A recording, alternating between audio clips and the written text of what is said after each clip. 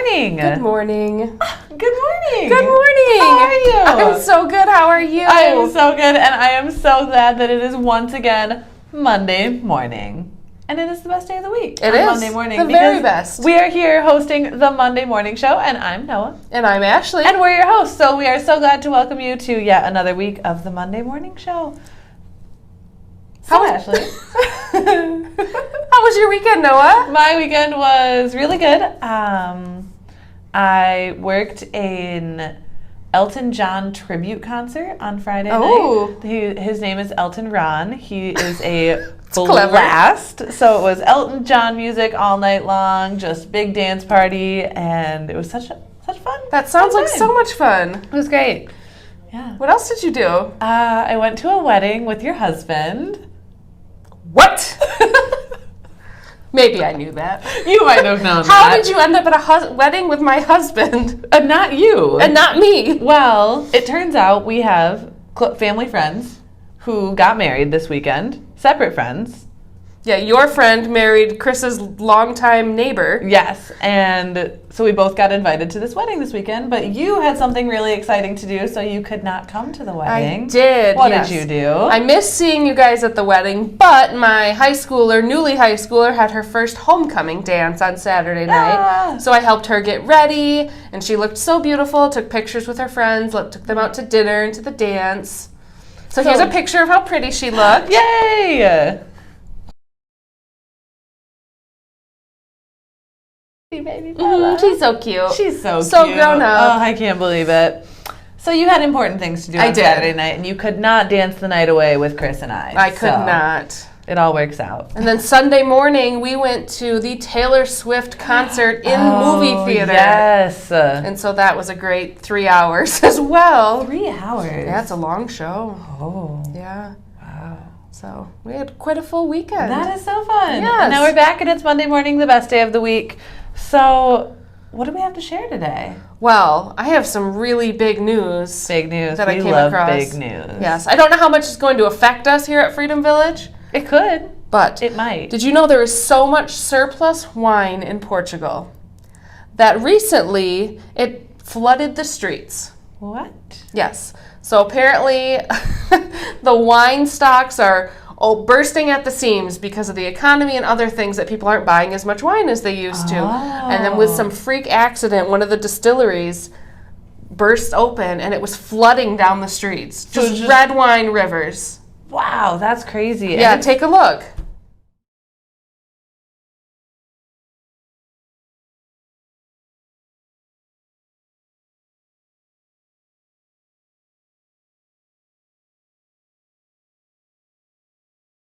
Okay. What do you think? That is crazy. Isn't it crazy? That is really wild. So what do you do? Do you grab your cup and go sit out on the curb and just... you just drink the street wine? I mean, street wine.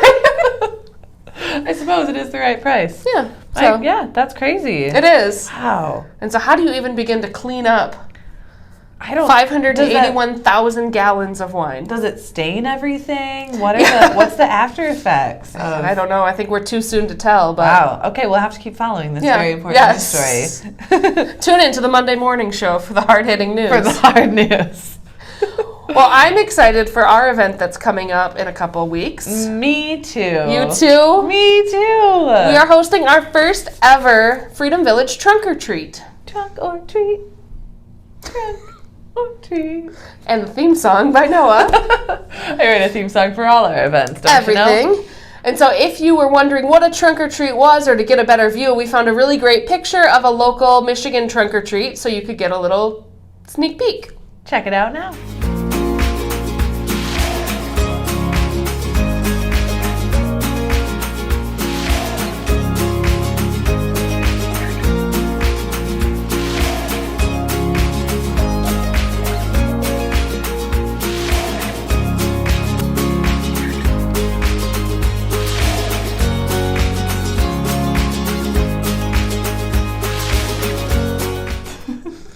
Oh my gosh, I'm just so excited. I can't wait to have all the kids in their costumes here to trick or treat or trunk or treat. Trunk or treat. And we have so much candy, so we cannot wait for all the kids to be here and for you to bring your grandkids, your great grandkids.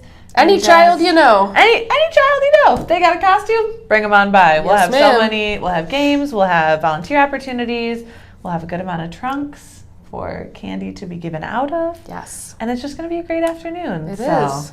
Looking forward to it. When is that? Did we say when that was? Oh, that is Saturday, October 28th from 1 to 3. In the employee parking lot, so way out front by 7th Street. And the weather is going to be 55 and sunny. That is perfect October weather. Right? Yes. Yeah. I love it. That's what we're aiming for. So that's next Saturday. Next Saturday. Yeah. We got 2 weeks. We do. What do we have this week? What do we have this week? Should we talk about it? I mean, I think so. All right. That's why we're here. I suppose it is. Today, we have the Monday morning show happening currently. Crazy. And then this afternoon, we are going to the Holland Museum for a tour of the museum. I've never been to the Holland Museum. Seriously? Never. Wow. Isn't that crazy? It's about time. I think it's time. So at 2 o'clock, we will be hopping on the bus to go over to the Holland Museum. They have an exhibit currently titled Black Eden, Idlewild Past, Present, and Future, which talks about the town in Michigan that was a Black haven for many years and just shows that history. So that will be really interesting, and as well as seeing the rest of the museum. So that's at 2 o'clock. And if you'd still like to go, you may sign up on Touchtown or see us in the activity. Well, tomorrow morning, Sandy is back with her weekly tech class. And this week in the Michigan room, it will be password management, which is always important to keep track of the millions of passwords we all have for every website we try to go to. I need some help with passwords. I definitely do too. Yeah. So 10 o'clock in the Michigan room, right? Yes. Yeah. Yep. Perfect. And Wednesday, we've got a couple of things going on in the afternoon. We have musical reminiscing at 2 p.m. in the atrium, which is just the nicest time of hanging, chatting with friends, listening to great music, and some connection afterwards. And then at 3 o'clock, we have our second year of an event we started last year, and it is our chili cook-off. So we are hoping that you are going to bring up your best batch of chili in a crock pot. And we're going to taste it. We're going to do a blind taste test to see whose chili is the best. We'll have cornbread. We'll have drinks provided for you. And chili too. So come on up, taste some chili, have a good time, and pick the favorite. Nice. And we'll know who's the reigning champ. So we need chili cookers. We need chili cookers. But we need a ton of chili eaters as well, right? We need a lot of chili eaters. So we want you to come whether you're cooking the chili or not. And it's the perfect time in between lunch and dinner. So you need a snack. You need a hearty snack. It's just small bites. Couple bites. So yeah, come on up 3 o'clock for a chili cook-off. Very good. Well, Thursday, we have cardio drumming at 3 o'clock, and that is a change of day again this week due to other activities. Yep. So 3 o'clock in the gym, cardio drumming. And then in the evening at 7:15, we have Henrik Karapetian on violin, and he is my favorite of all times. He is wonderful. I love him. He's a very talented violinist. So you won't want to miss that on Thursday evening. Wonderful. And then Friday, another fun event that lends to our story in Portugal, where there's lots of wine in the streets. And in Fen Valley, there is not wine in the streets, but there is lots of wine for you to taste. So we will be going to Fen Valley and we're going to take the Blue Star Highway down, which is going to be beautiful. Oh, beautiful color. Right, perfect. Not along the lake, but you know. That doesn't always go as planned anyway. It's true, it doesn't. So we'll get to have a wine tasting, explore the vineyard, and then head on back. Nice. And that's 1:30 on Friday afternoon. That sounds like a wonderful way to end our work week. It's a wonderful way. A wonderful way. Saturday, we've got our new open artist session at 2:30 in the Arts and Crafts room. So bring whatever you're working on, your painting, your drawings, down to the Arts and Crafts room to work on with friends. That's at 2:30. Awesome. We got a busy week. We do. We have a lot of busy weeks around here. We try. Yeah, we do. That's kind of our job. Yeah, keeps us in jobs. So that's what's going on this week at Freedom. Do you have any other things you'd like to share with us? I kind of do. I'd love so to hear one more it. holiday, and I usually share them at the beginning, but I saved this one for you. So today is National Elaine Day. I didn't know there was such a thing. There is. Apparently there is, and that is today. And Elaine is a Greek girl's name meaning sunbeam or bright light. Ah. It also might mean hot torch. Oh. So I'd take that as feisty, right? Yeah, for Not sure. a bad thing. It's also the English translation for the French name of Helen. Oh. Coming from the Helen of Troy is where that name originated. I did not know that. Well, and do you know why we're sharing this today? I have a feeling I might, but could you tell us? I can tell you. So today we are sharing with you the third and final installment of our interviews with Elaine Tanis and Elaine Bruins. That are known as the Elaines. The Elaines on Elaine Day. What could be better? Couldn't be more perfect. Oh, let's check it out. Yeah. Well, does that bring me to you, Elaine? Are you ready to talk a little bit about your... Well, we talked a little bit about your going to off as a young lady by yourself to a new country and to a new job. And what made you do that? Well, okay. I've been thinking about this. What made me do it?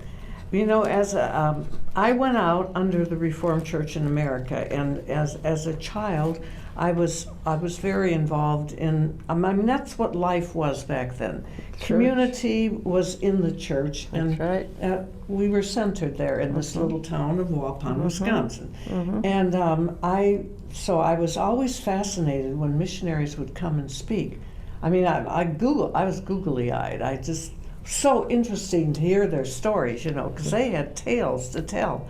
But that's the beginning of it all. Well, then when I was a senior in high school, I went to a conference. It was called the Student Volunteer Movement. This was a movement that had big conferences, and this conference was at Christmas vacation, and it was at the University of Ohio, and I went to Athens on a train with a friend, and I was totally inspired by all the young people there. There were Christian young people from all over the world, 3,000 or 4,000 of them. And probably different denominations as well. Oh yeah, absolutely. And so then, when I got back to school, I wrote letters to the Presbyterians, the Methodists, and the Reformed Church, which was my church, and to find out if there was some place I could go and teach when I graduated, which was a semester away, graduation. And one of them referred back, nothing available. One of them, I think it was the Methodists, who said, oh, you could go to Hawaii. I didn't want to go to Hawaii. I wanted to go to a foreign country, even though Hawaii was not a state at that time. At that point, and the Reformed Church talked about an opening in Japan, and for a teacher, okay? So I had to go off then sometime during that period of time to Poughkeepsie, New York, flew over to New York. I mean, here I am, this young girl who had never left the state of Wisconsin but once as a child. And then when I went down to Central College, my trips were back and forth to Pella, Iowa, and back to Waupun. We talked about that last time. Okay, what impelled you to do this? What's the inner thing that's saying, hey, I can do this, or I want to? Well, I don't think I ever said I can do it. I guess it's a sense of wanting to serve in some way. And so I went out to Poughkeepsie, New York, to be interviewed by what was called the Board of Foreign World Missions. Big stuff. I was accepted. Then the next thing I knew, at the end of the school year, I had to go to the governing body of the Reformed Church, which is the General Synod, to be commissioned. And the bad part about that was I was supposed to go on an a cappella choir tour out to California, and I had to miss it. Oh, boy, that's a hard choice. Because I really love going on choir because tour. Music is still a big part of you.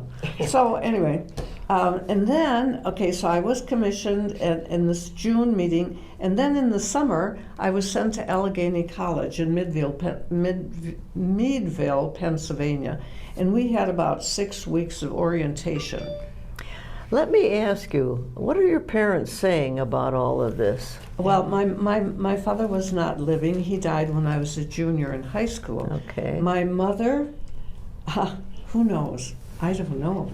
She was a very loving, brave Yeah, mother. she probably had her, you know, she had not traveled. Life was Waupun, Wisconsin, period, pretty much. So I'm sure she had her misgivings. I bet. But, and by that time, I did have a stepfather. She married a widower when I was in Southbourne High School, but I never got to know him all that well because I was gone most of the time. not a sophomore in high school, a sophomore in college. Yeah, right. But anyway, so that summer after the big conference, I packed up and packed my trunks. Oh, in the meantime, I had to go down to Chicago, which I did, I think, by myself, to get a visa and a passport. How'd you get there? I guess by bus Train? or Bus? train. I don't even remember. It's a long time ago. And then, as I told you last time, when it was time to go to Japan, my mother and stepfather drove me to Northwest Iowa, where I met a lady who had a Jeep she was taking back to Japan, and we traveled from Northwest Iowa to San Francisco. But you never knew her. No, I didn't. Huh. But she was a Reformed church She was, missionary. she came to church, so we're all right. And we had our adventures along the way, too, at the big trip across. So, and then once we got to San Francisco, we had to wait and wait. And I bet you I was there a couple of weeks waiting, living in a hotel, because the ship was a freighter. And you know what, freighters wait for the freight to come. And you have to wait till it's loaded. And there are only 12 passengers on the ship. It's not luxurious, but it was, it was an interesting voyage. Did you have as much fun on the ship as what your relatives did, getting to No, I had a terrible time. It was in September that we left. It was typhoon season. Oh. The ship tried to skirt the typhoons and our typhoon, and it didn't succeed. We were, that extended the trip probably too. Well, it was at 14 days at least, around 14 days of rocking and rolling. At that point, did you ever think, what am I doing here? Well, at that point, I thought, I think I'm going to die. I really did. I was so sick. It was terrible. The suitcase would slide from one side of the ship to the other in our cabin, and I was sleeping on a top bunk. Oh. And fortunately, there was a railing because I felt like I had to hang on. But anyway, it was quite a voyage. But when I left Japan 3 years later, the Pacific was true to its name. It was like glass. It was beautiful. So that was a wonderful trip home. That was a nice reward. It was, yeah. Very And it was a nice. better freighter that I came home on. See, back in those days, you didn't travel by airplane. So and you were there for 3 years then? 3 years, yeah. Never called home once. You didn't telephone back then. We didn't have computers. In fact, I can remember in the school we didn't even have, the mimeograph machines. That's pre-mimeograph machine. We had to do these. What was it? That purple ink? Yeah, that awful stuff that you pull this thing again. Each copy you make of a test you make by yourself. That's right. Yeah. Anyway, yeah. So when I got there, I was given a week not orientation, but just to observe other teachers teaching in the school, and of course you have to get an alien registration. A book, you carry it with you all the time. You have to get your fingerprints made and all those little details you have to take care of. So what are you teaching then when you get there? Well, I was teaching English, and it was a junior high, senior high, and junior college. Women? Oh, absolutely. It was the girls' school. The girls' school, she was talking about our ancestors going to the United States in 1867. This girls' school was founded in 1870. Ferris Girls' School in Yeah. Yokohama, Japan. Yeah, right. Yep. And this is the emblem that they have. And Nice building. so this is it was I lived down the street from this place, and it was a wonderful experience. And you know who else who lives at Freedom Village who taught there longer than I? Yeah, I think I know, but you better say her name. Ellie Norden. Ellie Norden. She A lot of didn't. She you didn't come know. up to Yokohama. Yeah. I mean, they were down south for a Yeah. while, but she taught there much longer than I did. But anyway, where are we going from here? I don't know, but you've got something on your lap Well, that really looks yeah. interesting to Well, me.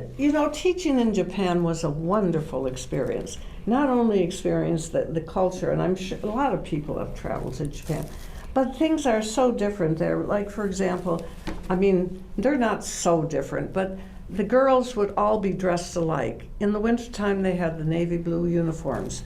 And when I first walked in the fall, when school began, they had these little white, midi white blouses. But when I walked in the class the first time, I thought to myself, you know, there's 20 to 30 girls sitting there looking at you. And how in the world am I going to ever know their names? They all have black hair. They all have dark eyes. They're all dressed alike. But each one has their individual personality comes through, and then you'll know. Through. Yeah, that's right. It was great.